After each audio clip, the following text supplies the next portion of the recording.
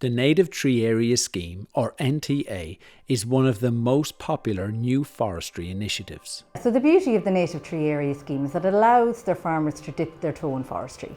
It's about bringing trees and forests and woodlands into your farm. So we decided there was such interest in the Native Tree Area Scheme that we'd run an event that people could come here, see it on the ground and see what it means. Western Forestry Co-op ran an open evening in conjunction with Lakeland Dairies on a newly established NTA site that is owned by Lakeland Dairies.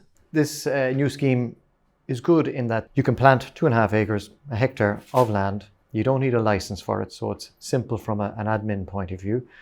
There's good premiums from it. There is over 2,200 a hectare for it over 10 years. So there's money in it, and you can put it in different shapes around your farm, or you can put it in somewhere that's maybe less productive ground.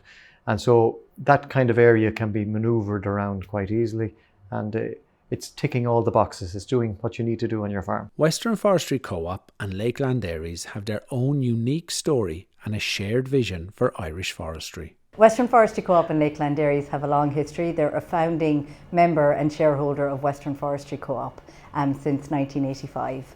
And they've always been very positive towards the work that Western Forestry does in empowering farmers to plant their own land if that's the best option for them. Western Forestry was set up by the co-ops. It is a cooperative. It's the only cooperative forestry company in the country. And it was set up in order for dairy farmers to keep forestry on their farms and not for it to go into corporate hands and not for it to ruin communities, but instead to enhance communities. And that's why the partnership works. Good site preparation is key to establishing any new woodland. And in the NTA scheme, this work is less intensive than for other reforestation schemes, and the fencing allowance is bigger. So the likes of here, what we do is an invert mound. So we take the soil in a scoop with a digger, we take a turn of the bucket and basically put it back in to where it was in the first place. So we're creating no drains in a site like this, So that allows this to basically be created without any environmental potential runoff on this site. The department has created a larger fencing allowance for the NTA than they would for a normal application, because in a normal application they're trying to create forests maybe in the full field effectively. Here, because they know it's between 0.1 of a hectare and a full hectare, they realised on a lot of cases that could be part of a field. So for this scheme to be successful, they had to increase the fencing allowance.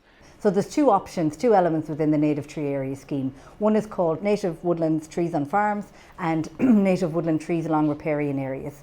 So you can plant up to 1 hectare of each. So it's bringing trees to be in part of your farm. There might be particular areas or groves or corners. You might be creating little riparian woodlands along watercourses or little lakes or ponds that you have in your land. And the Native Tree Area Scheme allows, with really good financial compensation in the form of grant and fencing aid, as well as a premium for 10 years for a farmer that he can still claim his bits and his kris on. Western Forestry Co-op believe that having open forestry events aimed at the general public is one of the best ways to promote the scheme and address any concerns or questions. It's great to see people come in. It's great to see people, people talk about 1 hectare native woodland, but that means nothing to somebody unless you see it. So the really joyful part about tonight is that people get to come in and see, and what's 1,100 trees to the hectare, or what's 3 by 3 stocking, that they can actually see it. We can talk them through the different operations. We can talk them through how we plant the different trees and why we plant them.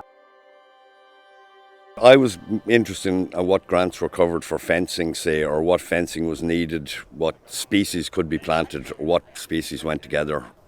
Sort of found out the information I was looking for. Western Forestry Co-op do all the paperwork and establishment, but they encourage the farm owners to get involved too. One of the main strong points of this scheme, it doesn't go through the normal application process. A lot of the ground has already been checked by the department, it's already been assessed. We already can say when we come out to your site that we know that you're 70% it's suitable to the ground, 80% even.